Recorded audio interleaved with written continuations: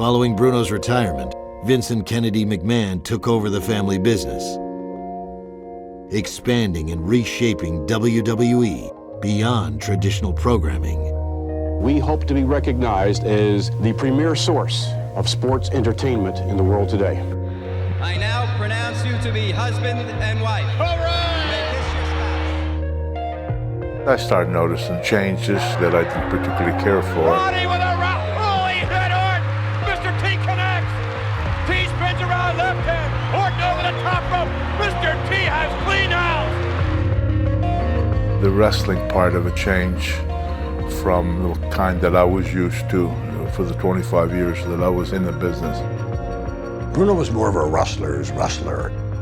And so there was so much entertainment poured into the product. I think Bruno didn't like the product for that reason. Back with more TNT, and as you can see, they're continuing to work on Adrian Adonis.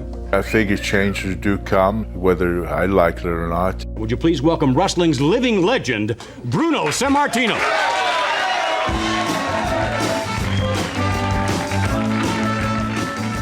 I just became very bothered, and I complained about it a little bit.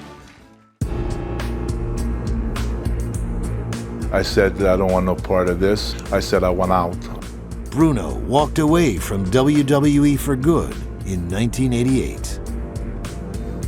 As the years went on, the company's former cornerstone remained unhappy with the controversial product. Now all of a sudden they're doing interviews and anything and everything goes. I don't give a rat's ass if you own the WWF or not. The entertainment itself was sometimes not very PG. And that really turned Bruno off, which was to a certain extent the mirror of what was going on in society at the time. I represented the product, of course, because it was me creating it. There was a rift between Bruno and Vince for a long time.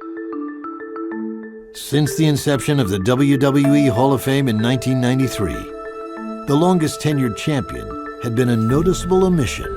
That is, until another former champion reached out to the living legend.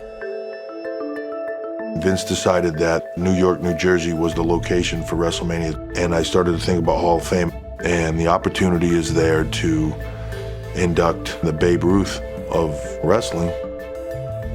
Once we were pretty sure that Hall of Fame was going to be at Madison Square Garden, it kind of solidified the thought for me, and I went to Vince and said, hey, I'd like to reach out to Bruno, and he just kind of laughed and was like, and I said, for Hall of Fame, and he was like, well, good luck with that. Bruno, it's Hunter, Triple H. I'm sorry? No, go ahead. He says to me, Bruno, we would like you in the Hall of Fame. I said, I appreciate, you want to call me. I said, but no, I'm not interested. And he said, well, have you watched wrestling lately? I says, no, I haven't watched it in a long, long time. For the 1,000th time, we welcome you to Monday Night Raw.